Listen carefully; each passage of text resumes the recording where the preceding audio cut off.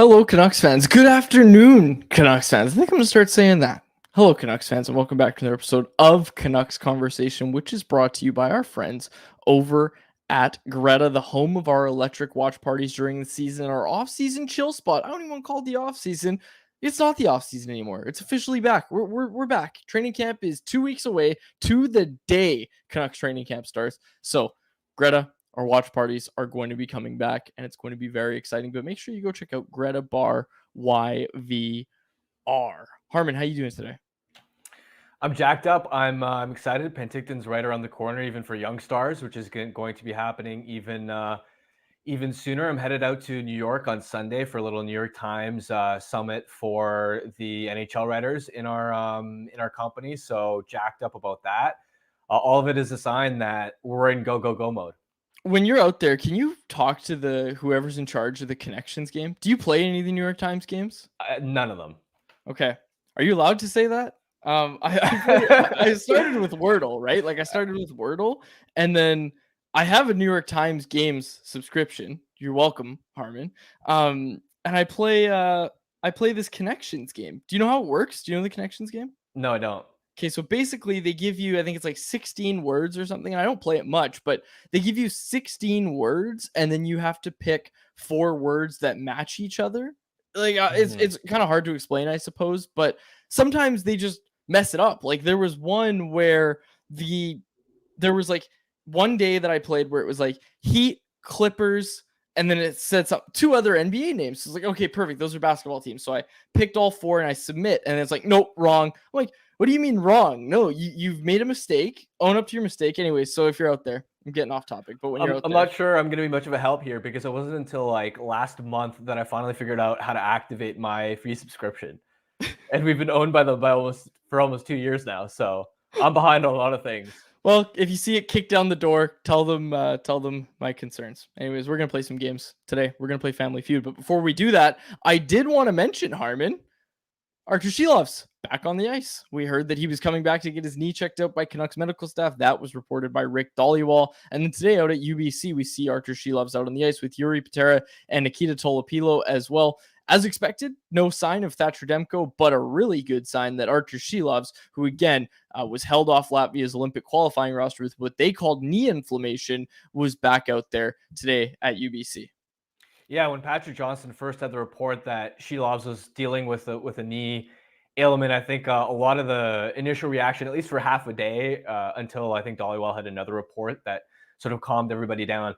Everybody was thinking, wow, the Canucks are finally good again, feeling optimistic about the offseason. This is the first time in a while that before the season, we're all expecting this to be a playoff caliber team. And now we're just, both our goalies are in trouble here. And now we've got major question marks. So it's good to see him back on the ice. He's going to be a key component, whether or not Demko comes back by the start of the season or not. We know that even if he's healthy, he can't play to a 60-65 game type of pace. And that's where for Shilovs, this is a massive opportunity for him to solidify himself in the NHL, play with a little bit more consistency, and set himself up for a bigger opportunity and a bigger payday potentially down the road in a couple of years. 17 skaters on the ice today out at UBC, 3 goaltenders, as I mentioned. I don't think there's anything really else to get to. Like, they skated. It's a warm-up skate. It's a warm-up for the season warm-up. So I don't think you have to have any takes. It was good to see Shilovs on the ice. I think we can leave it at that for now. Did you have anything else you want to say about the skates? No, I mean, it just struck me. This isn't really relevant to this season, but it struck me how much the Canucks, the players coming back early, how much it meant for them in terms of turning things around last season. Like I remember one of the first road trips of the season, I was talking to JT Miller and Tyler Myers about, okay, what changed around this idea of like culture and accountability. And both of them mentioned how vital it was that the players came back early and made that commitment, cut their summers a little bit short, and how that kind of set the tone. Now, I think because of the turnaround that they had last season, it's not going to carry nearly as much significance now. But just going back to last year, I thought it was pretty cool that the early captain skates last year played a more pivotal role than maybe you would have thought at a surface level glance. Yeah, were they here earlier last year? Like, that's what I'm trying to figure out. If memory serves, weren't they here a little earlier? Not to pick at it, but weren't they here a little earlier last year? I can't remember for certain, but I wonder if it started in like late August. I'm pretty sure. But also today was just the first public one. Like, they've been at Rogers Arena. It's just Pink is in concert tomorrow, so they don't have the ice. I've heard about a lot of players. I've heard about a lot of players being in town well before today. So yeah, like Joshua. The first I heard was Joshua like 3 weeks ago. Someone, was it you that told me he was here? Maybe it was you. No, but I also heard about Joshua like a week ago. Okay. Anyways, let's get to Family Feud. Our technical producer, Jacob Lazar, take it away. No intro music today, unfortunately, but I'm your man, Jacob Lazar, and welcome back to another edition of Canucks Conversation Family Feud.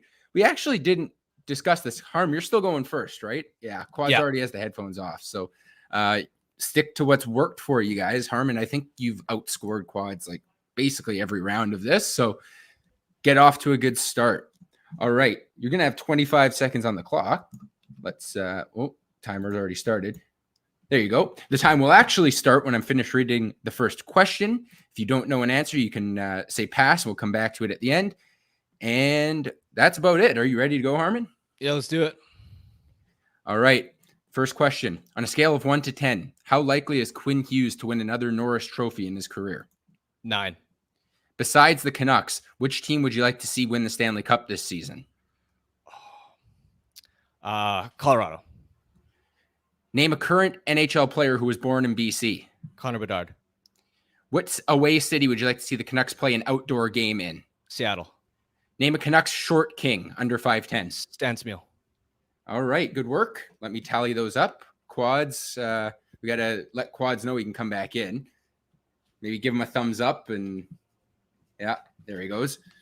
So I'll tally that up. I see the timer. Yeah. How'd you do? I feel okay about most of them, but one of them I definitely did not know what to say and just gave a random answer. That's all right. People have been pointing out the tally, and I like to think that, yeah, it's harder to go second and I'm going to get less points.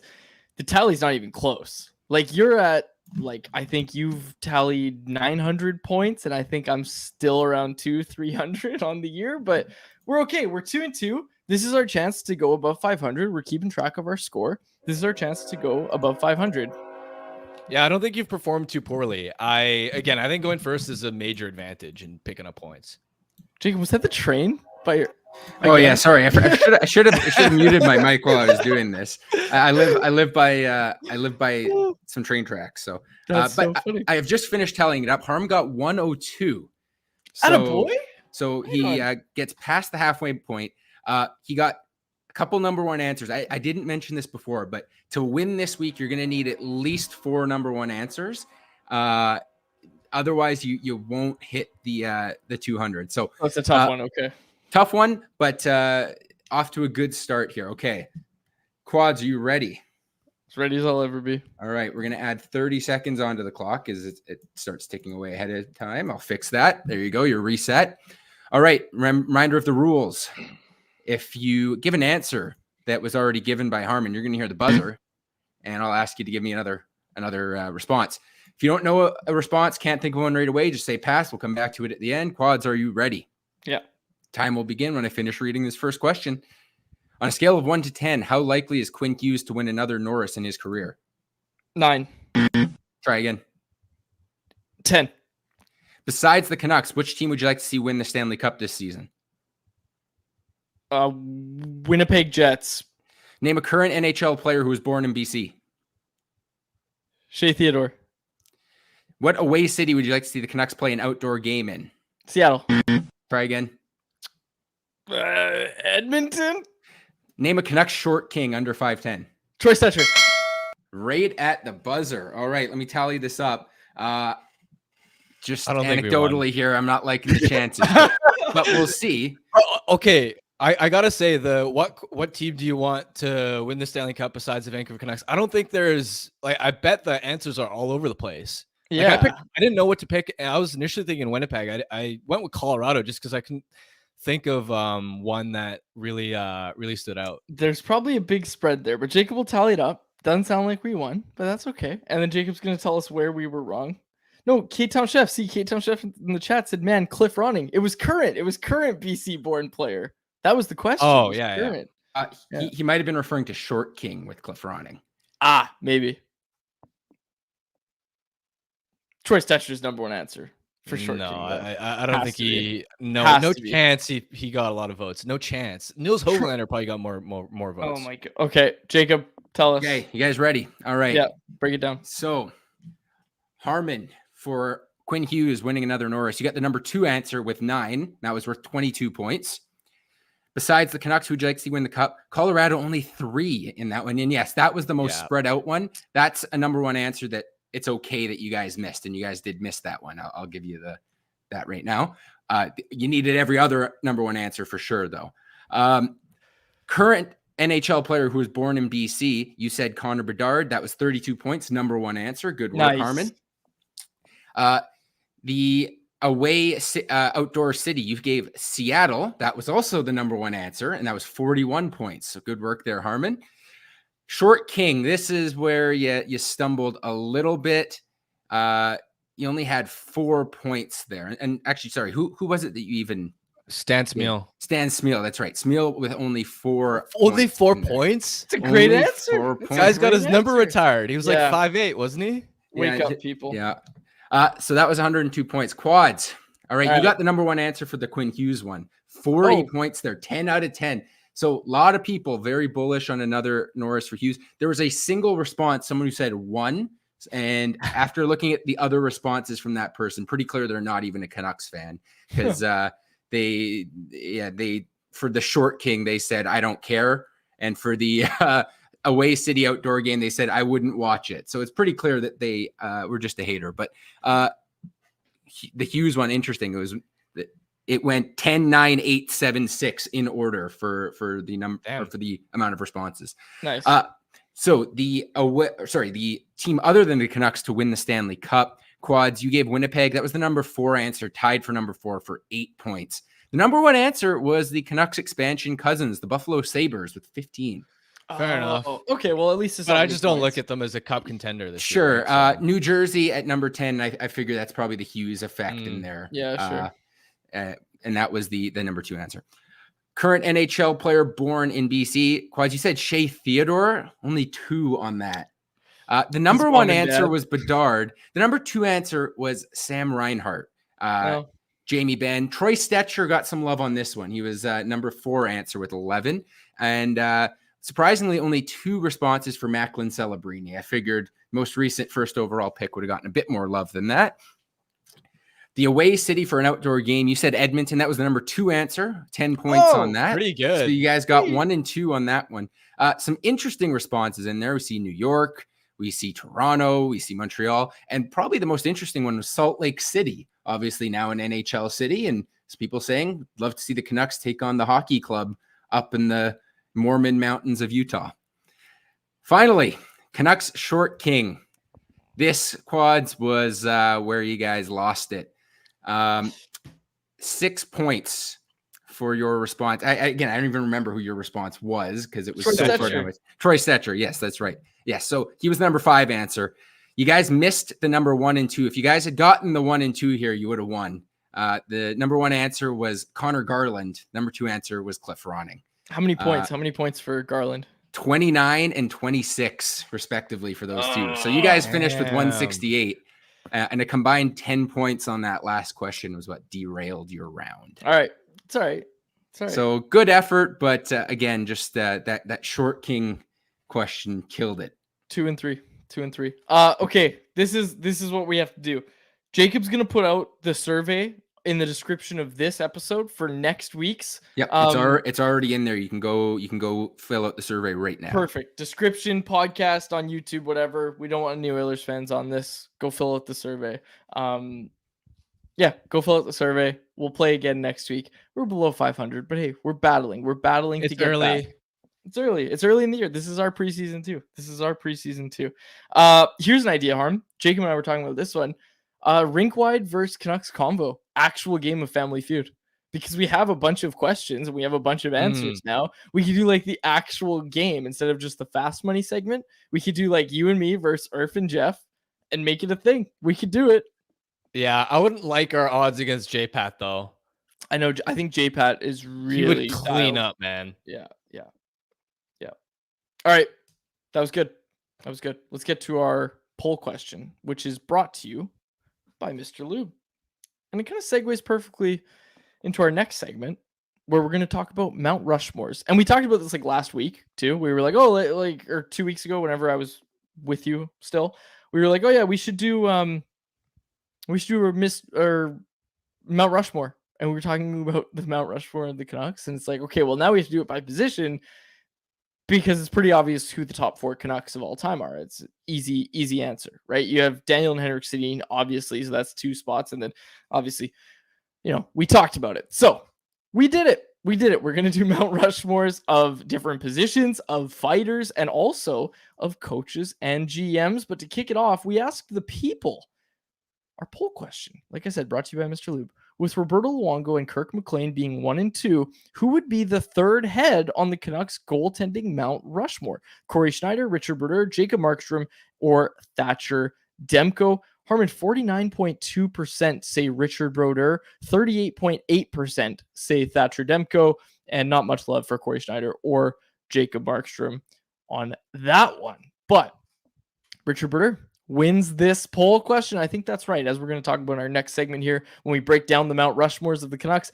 I think it's correct. Richard Brodeur, I have him on my Mount Rushmore. Do you? Yeah, absolutely. I mean, the Stanley Cup final run in 82 just cemented it, right? And it's not just like you see statistically like, oh, he had 9-18 save percentage that playoff run.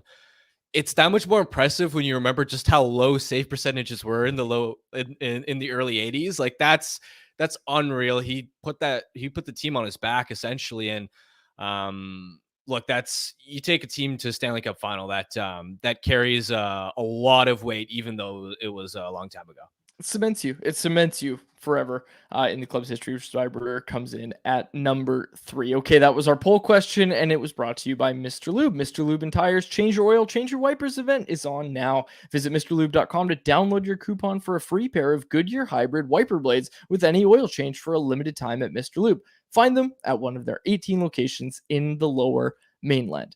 Let's get to anyone else, Harm. We're going to get to anyone else. Anyone else is just going to be a big segment today where we talk about our Mount Rushmores. We're putting the Mount Rushmore segment into anyone else, which is brought to you by the Vancouver Canadians. The Seas are on the road this week, but return for their final regular... Oh, no, they're at their regular season homestand right now. What am I saying? I'm just talking out of turn here. The Seas are back home for this week. End of the regular season. They're racing to win the second half in the Northwest League, and every game matters for the Canadians. I know a lot of people have been going to check them out this week, especially with the warm weather. Check out the Nooner at the Nat this Friday and last fireworks night on Saturday night. These games are all sure to be packed, so get your tickets early. Don't wait. Call 604-872-5232 or go to CanadiansBaseball.com.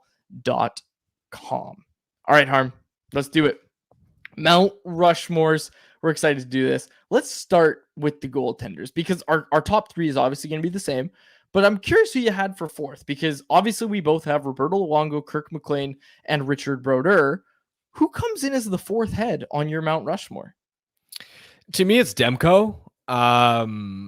There wasn't any there wasn't anybody else that really stood out, and even Demko, like it's not like he has the longest track record. It's not like the teams had a ton of success during his time, but just based off talent and just coming off a year where he finished 2nd in Vezina Trophy voting, plus what he did in the bubble. I know they still lost to Vegas, but major moment there. I gave him the nod. I also went with him. 2 Vezina Trophy finalists in this organization. One is Luongo, the other is Demko. It's simple. It's pretty simple, if you ask me, that it is Demko. I will say this, though. I did think about Artur Shilov. Someone in the comments said, well, Artur Shilov has more playoff wins. If the Canucks beat the Oilers in round 2, and who knows what would have happened in round 3, but if the Canucks had managed to beat the Oilers in round 2, Archer Shelovs not only gets a statue, he's also on my Mount Rushmore. He is. Stop it. Nope, I won't. Stop it. Playoff success. We were literally talking about Richard Brodeur, Roberto Luongo, playoff success, how much that matters. Put Archer Shelovs up there. No. All right, No. Let's move on. Let's go to centers. We both have Henrik Sedin and we both have Trevor Linden. Do you have Ryan Kessler? I don't, Ryan Kessler is my favorite player of all time, but I just couldn't justify including him. I've got Miller and Pettersson. Who do you have? Well, I have Pettersson as my fourth, but Miller is my honorable mention. You really have Pettersson and Miller ahead of Ryan Kessler? I do. I mean, think about it this way. Miller has already passed Kessler on the all-time Canucks scoring list in like 60% of the games. Scoring's up though. Scoring's up. I know scoring's up. Of course, but still, Kessler only had 3 seasons where he scored 60 points or more. He was a Selke winner. I know. He won the Selke. The playoff success, none of that. This might be a hot take. Doesn't happen. I know. A hot take. It's a wrong take. 2011 doesn't happen without Ryan Kessler and his hips. True, but I also don't think you can punish Miller just because he's played in an era where the rest of the team has sucked. I don't want to turn this into an anti-Miller thing because it's not. He's been great. He's been a great Canuck and all that. But there was a season or two ago where a lot of people in this market were ready to run Miller out of town. I don't think you can put him on Mount Rushmore. There was also a time when this entire the majority of this fan base hated Ryan Kessler for the way he left. Sure, fair enough. I will say this. I think I do have Miller ahead of Pettersson at the very least. Miller's outscored Pettersson in his Canucks career. I know Pettersson's younger, all that. It might be Pettersson in a year or two, but I do have Miller ahead of Pettersson, but I can't justify Kessler. Kessler being off completely. I can't do it. Kessler's number 3 for me. Fair enough. Again, he's my favorite player of all time. I love obviously the guy, not what he did. I just think JT's when was Kessler ever in this discussion of this guy's a top 10 center in the NHL? The playoffs, the year 2011, he won the Selke when it really mattered. 1 year?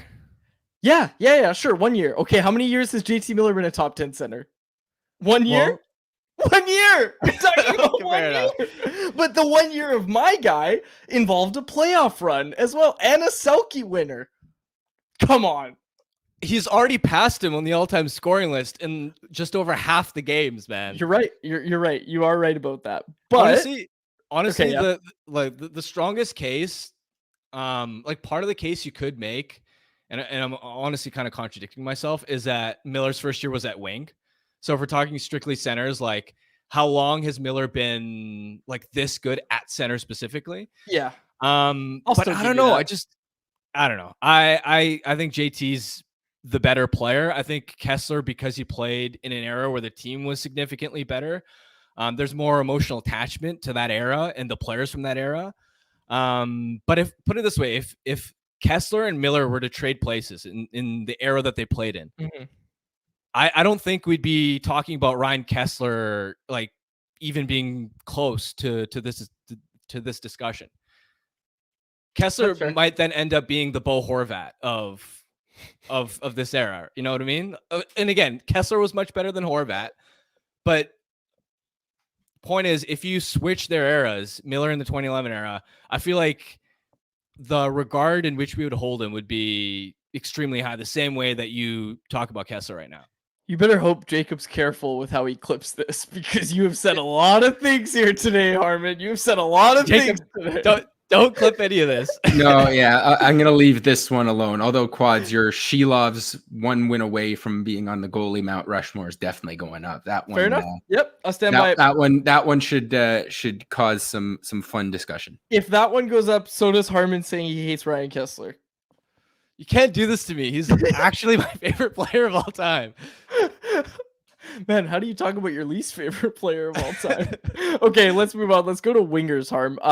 Marcus Naslund, Todd Bertuzzi, Pavel Bure, Stan Smeel. Those are my top 4. Bure, Daniel, Naslund, Smeel. Did I forget Daniel Sedin? I did forget Did Daniel you? Sedin. All right, so I'm going to put Daniel Sedin ahead of Stan Schmiel. I just forgot Daniel. Okay, so Naslund, Bertuzzi, Bure, Sedin. It's because I put Henrik as my center, so I forgot that Daniel is his own person. So Naslund, Bertuzzi, Bure, Sedin. Is that the same as yours? I didn't have Bertuzzi on mine. Ah, who did you have? I'd Smeal. Ah, that's fine. I would put Bertuzzi though. Bertuzzi he was an absolute monster. I could see the case. He was so dominant in his peak. All-time Canucks though, like again, we're honoring these guys. All-time Canucks. I'm willing to listen to an argument for Stan Schmiel. Okay, defenseman. Quinn Hughes is obviously already on there. Then I had Alex Edler, Matthias Ohlund, and Ed Jovanovski. Literally the same as you. All right. I don't think we need to discuss that one too Yeah. much. Like, there's no one that I think is knocking on the door, right? Like, I don't think there's anybody that's like, oh, you got to also mention this guy. Whereas our next category, which is fighters, there's a lot. Like, this is a totally different one. And I think our answers are going to be very, very different here. Let's get to the fighters. Do you want me to go first? Sure. Go for it. Okay. I will also admit, I did run my list by the Don Taylor. I just texted it to him. Just said, hey, am I missing anybody? And he pointed out that I was missing someone. I'm not going to say who, but I'm very passionate about this list. Donnie and I ended up texting for about 30 minutes about past fighters in Canucks history. One of the best conversations I've ever had over text in my life. But anyways, fighters.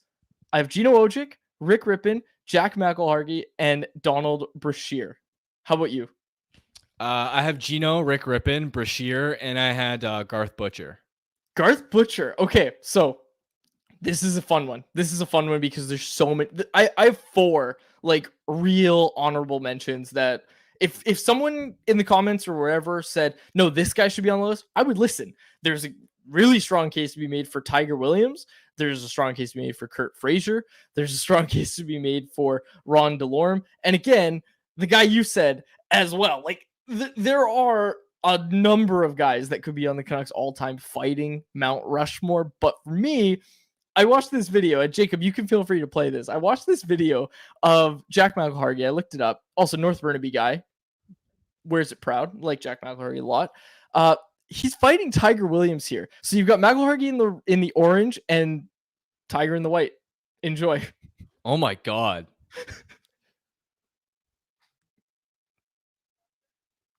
That is insane.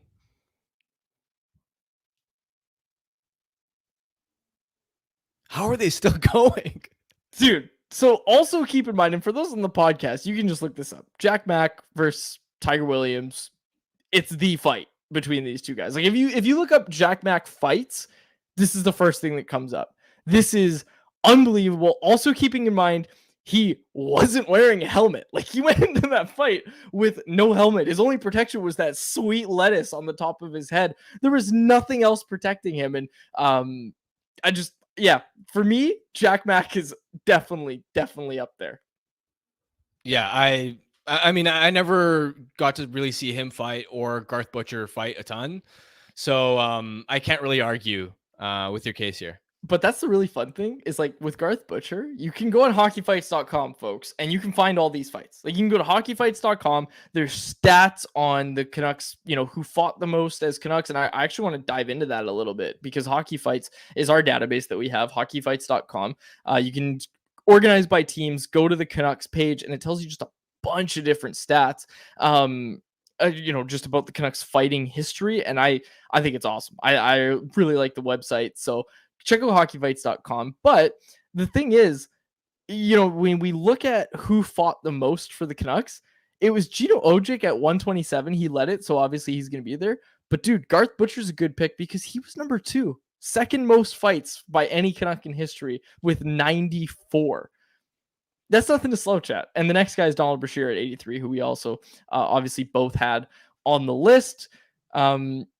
Rick Rippon and Jack Mack aren't in the top 10, but I have both of those guys on my list because of what they did when they were Canucks and when they fought and how they fought. So I think that's a fun exercise. I could talk. Honestly, I didn't realize how into, talking about like fighters I was, but man, doing this exercise, just go back and watch some old fights. Like, we just watched that one between Jack McElhargy and Tiger Williams. Just go watch a Kurt Frazier fight. Go watch Gino Ojic. Everybody's seen that one video of Gino Ojic where he's against the St. Louis Blues and his jersey gets ripped off and he's still trying to fight everybody. Come on. You can't beat that. You're never going to see that again. I did not realize how much I like watching those old time fights. That is just, it's awesome. I love it. I love it. Old man Quads is going to be complaining about the lack of fighting in the middle of the season now. Just saying. Just saying. You go back to the year before this past one, Canucks had 34 fights. Did you know that? That was like the third most among all teams in that season. And it was because Luke Shen got into like 14 fights and Kyle Burrows got into like 12 or something like that. It was just those two guys. It was those two guys, and then they departed. And then this year, you had JT Miller dropping the gloves. I mean, you know, Joshua, unfortunately. Connor Garland dropped the gloves at one point this year. So while we're talking about fights, an old friend of mine, Matt, who actually is a listener of the show, so I don't know if he's listening today, but we used to like get into the YouTube rabbit holes of fight videos. Donald Brashear and Ty Domi fought like 15 times in their careers. And we used to go through and we would go in chronological order through all their fights. And like there was a few absolute gems in there. So yes, big shout out to our friends over at hockeyfights.com. Absolutely. It's easy to get lost in all of this. Absolutely. You can look for a lot of guys and find out who they fought the most, which is just so cool. Like just being able to see that. You can see which players the Canucks have fought the most. Right now, the top is Calgary and LA at 214 total. This one kind of surprised me, although I guess they played more against each other back in the day, but the Leafs at 108, there was some fights there. Also, shout out, speaking about Rushmore, Ryan Miller definitely deserves some love. He's not only did he get into that fight when he was defending noted short king Troy Stetcher against Matt Martin in that game in like 2017 against the Leafs. Not only did that happen, but you know, or maybe not 2017, maybe it was 2016. I'd like to say that game was, but regardless, shout out Ryan Miller. Big Ryan Miller fan. I like Ryan Miller a lot. But anyways, that was our Mount Rushmore segment. Oh wait, you wanted to do coaches and GMs, right? Yeah, like a combined one. Okay, tell me your list. Obviously, we have Pat Quinn. Obviously. Then I've got, after that, honestly, like there are different directions you could go in. I went with Mike Gillis, Alain Vigneault, and then the fourth one I struggled with. I'm not gonna lie. I just put Tocchet, Jack Adams winner. I put Brian Burke.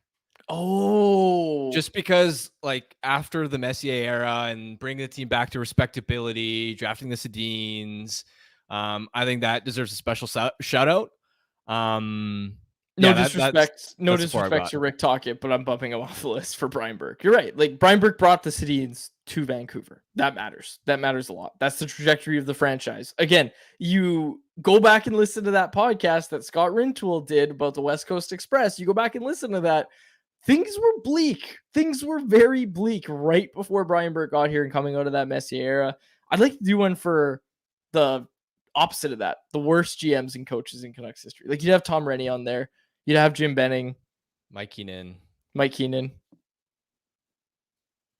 Who else would be there? Jacob, who's the fourth?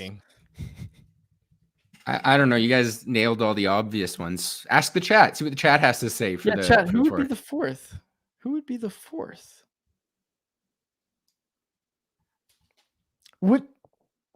Yeah, okay, we'll wait because we'll wait till people kind of give us their take. Here. Torts. We got K-Town Chef with Torts. Torts. Yeah, Torts would be there. I saw yesterday, it was like the anniversary of his hiring or something. I saw yesterday that he took a 6th place Canucks team to 24th, got Luongo traded by benching him in the Heritage Classic, and then I can't remember, but he was fired 11 months after taking the job. And I do remember the John Tortorella era, just to be clear. But yeah, Torts is definitely up there. I think he'd be on the Mount Rushmore. But you better put it in Point Roberts if you want him to go see it. All right, this was fun. Some love for, well, not love, but put him on the Mount Rushmore of worst in history. Willie Desjardins. I don't know if that's fair. Yeah, the first season he had kind of saves him, but man, that was a tough era. It was a very bad era. Yeah. All right, this was fun. Did you have anything else that you wanted to get to? What did you think? I'm curious what the chat thinks as well. The NHL.com put out their rankings for top 16 coaches or something, and a lot of Canucks fans seemed angry at Tocchet. I believe he was number 10. Yes. They think he's underrated. Do you think he's Not underrated? I don't think he's that underrated. I mean, It's one season, one amazing season. Don't get me wrong. yeah, like we saw the betting odds for Jack Adams Award winners, and Tuck's nowhere close, right? Because the Jack Adams Award basically is just, was your team bad last year? Are they good this year? You're a great coach. And I mean, Rick Tocchet, I'm not trying to say he didn't deserve the award, but that's what it is, right? So like a sleeper pick for the Jack Adams this year, like if I was a betting man, Travis Green. I'm putting all my money on Travis Green to win the Jack Adams. If the Sens just make the playoffs for the first time in, what would it be, like 8 years? How long has it been since the Sens made the playoffs? Like, didn't the last make in 2017? Whatever. Doesn't matter. Travis Green wins the Jack Adams this year. Or excuse me, the Senators just make the playoffs this year. Travis Green's getting Jack Adams consideration for sure. Yeah, it's basically a most improved award, Yeah, or it's who most exceeded improved. expectations the most. And I don't know, just looking at the at the list, it was like John Cooper's won a Stanley Cup, Paul Maurice, Bruce Cassidy, Jared Bednar. Pete DeBoer's had a really long track record of being an excellent coach. Mike Sullivan obviously has won cups. Rod Brindamore is revered around the league. Maybe you could make the case of talking ahead of like Jim Montgomery and Peter Laviolette, but I didn't think he was egregiously underrated on that list.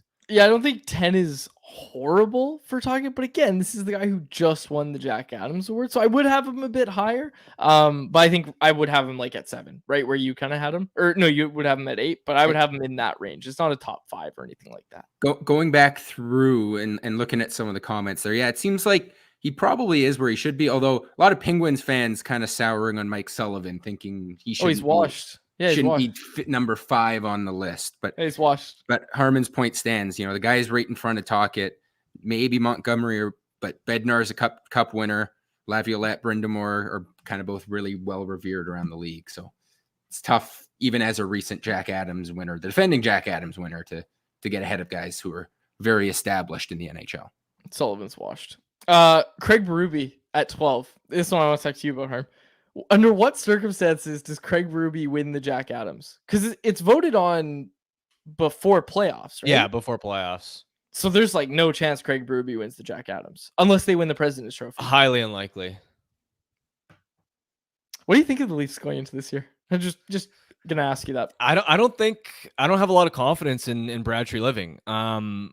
I think their blue line's a lot better, but I still think they have holes. Ultimately, they also don't consistently score enough in the playoffs. And it's the same question again of can the big guys come through? Can Matthews, Marner, I mean, Nylander's delivered pretty consistently, but Tavares, you want to throw into the equation. Can those guys produce? I mean, just looking at their left wing depth right now, I don't know if they have enough there. I mean, it's Matthew Nyes. Then you've got Bobby McMahon, who you didn't know of until like 9 months ago. Currently projected on their second line. Pontus Holmberg, Connor Dewar.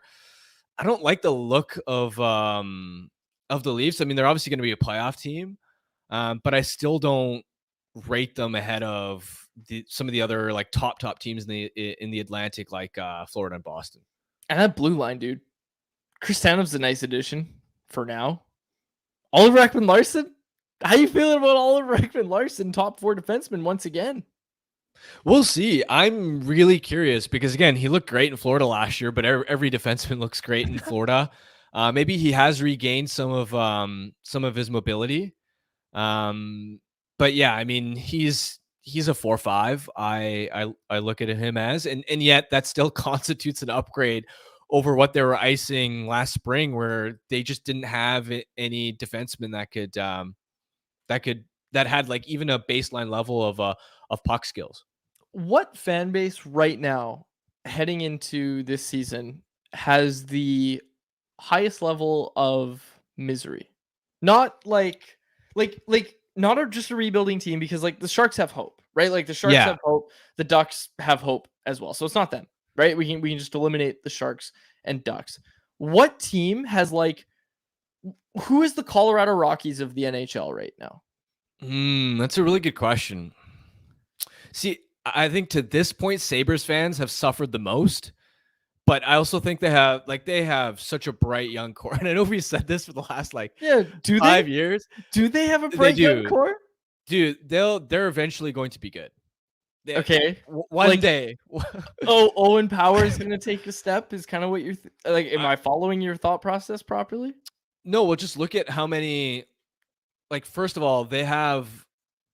I mean, before this year's draft, I think Scott Wheeler ranked them as the number 1 prospect pool in the NHL. And yet, just like also look at the young players like on the roster already graduated that But are doesn't not part of that list that should improve. Like, doesn't Scott include them in his No, Isn't no, he Scott the guy doesn't. that does No. like, Pronman 24-year-olds? includes. Oh, okay. No.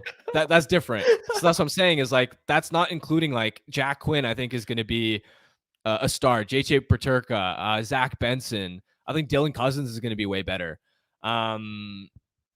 But yeah, I mean, I look at them. I look at like Columbus isn't tough Can I just give because you- they're also hampered by bad contracts. Can I give you a sleeper pick?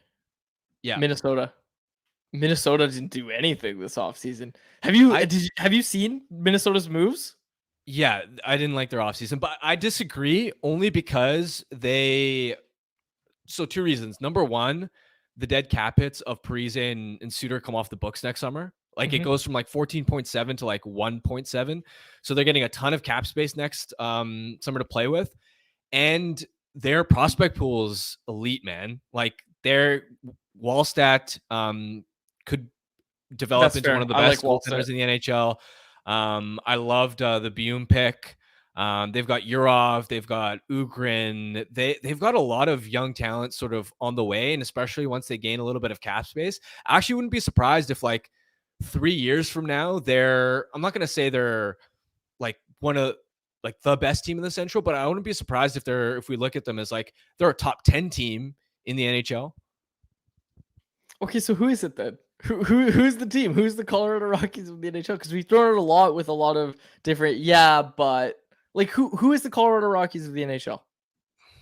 Well, define the state that the Rockies are in. I know they're bad every year, but Yeah. do they have a bright future? No, I mean, yeah, Quads. You could also say like, who's the Chicago White Sox of the NHL? Oh, okay, yeah. Like That's- I think they're in probably more better. misery, right? They're gonna have the worst season in baseball history, and they really don't have a lot going for them.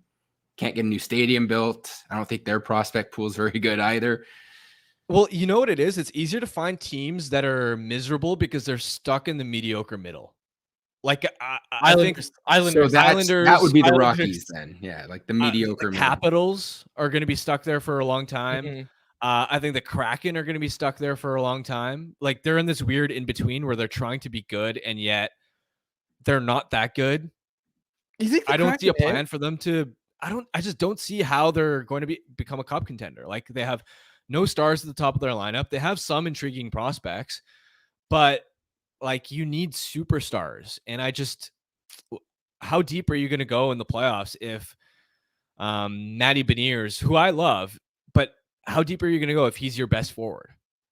That's fair. That's fair. I think again, we were doing our Pacific previews like a month ago, and we were talking about Seattle kind of being a sleeper team. But you're right in terms of being a cup contender. I mean, your misery level though, like you're getting playoff hockey. I think the Islanders are so mediocre that they're not going to actually compete for a playoff spot. And if they do, I they'll think just they get could. swept in the first round. The Islanders I think they could. Why compete, not? and then are they going to get out of the first round? No. They're going to be first round cannon fodder. But again, that like, at least division's pretty making it. bad. Like, But Plus, like a full year of Patrick Waugh, like the Islanders were 12th in the league in terms of points percentage once he took over. Plus, they have one of the best goaltending tandems. Sorokin's probably going to bounce back. Like, I don't like the Islanders as a team. I think they're stuck in the mushy middle. I don't love what Lou Lamoriello has been doing. But like their blue line is above average with the steps that Dobson and Romanov have taken. I like the Duclair pickup for them to inject a little bit more offense into their top line. Also, think about it this way. They had the worst penalty kill in the NHL last season, and they still squeaked into the playoffs. And yet the year before, their PK was around the top 10. So if their PK is just not dead last again, then they'll, again, just be right in the playoff conversation. Fair enough. Okay. Anything else you want to get to? Anything else Ottawa's. on your I don't mind? think Ottawa's in don't, a good uh, position. I should add that, like, Oh yeah. because yeah, they're gonna be. I like some of their young pieces, but it's and they've got Allmark now, so they could make the playoffs, but they have already cashed in on all of their top prospects. Like their pool is pretty weak. They don't have much in the way that's coming. It's a tough market to attract talent in if you're going to try and find avenues via free agency and trade. And even if Allmark has a great year, either he has a leverage to walk in free agency in the summer, or you're going to have to pay him a lot to keep him.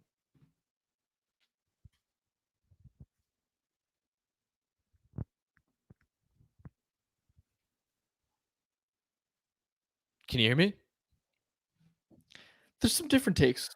Yeah, I can. You kind of cut out there, but I got what you were saying. I'm looking at different decors and I'm trying to like I can't get over Joel Edmondson, dude. Like I can't get over the Joel Edmondson contract in LA.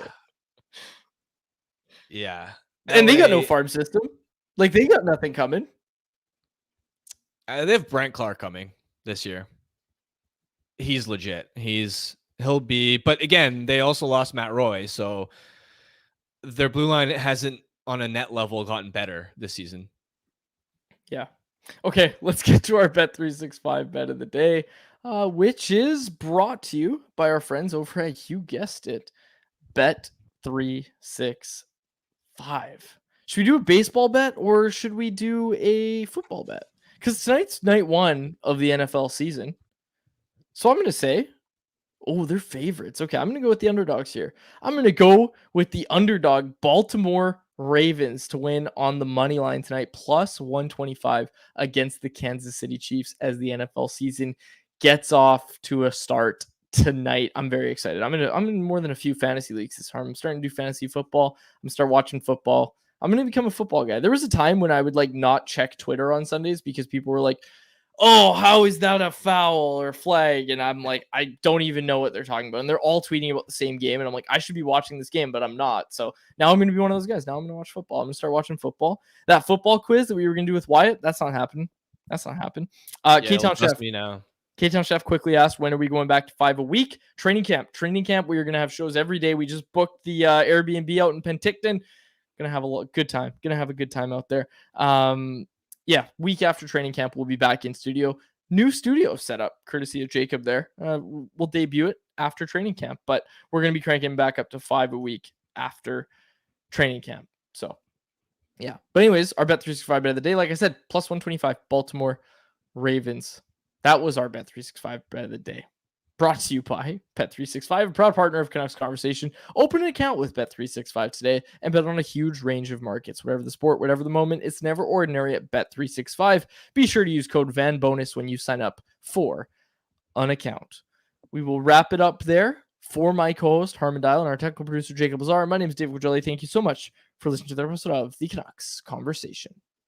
Canucks Conversation is live Monday through Friday, every weekday at 2 p.m. over on the Canucks Army YouTube channel. Make sure you like, subscribe, and interact in the YouTube live chat every day with us, folks.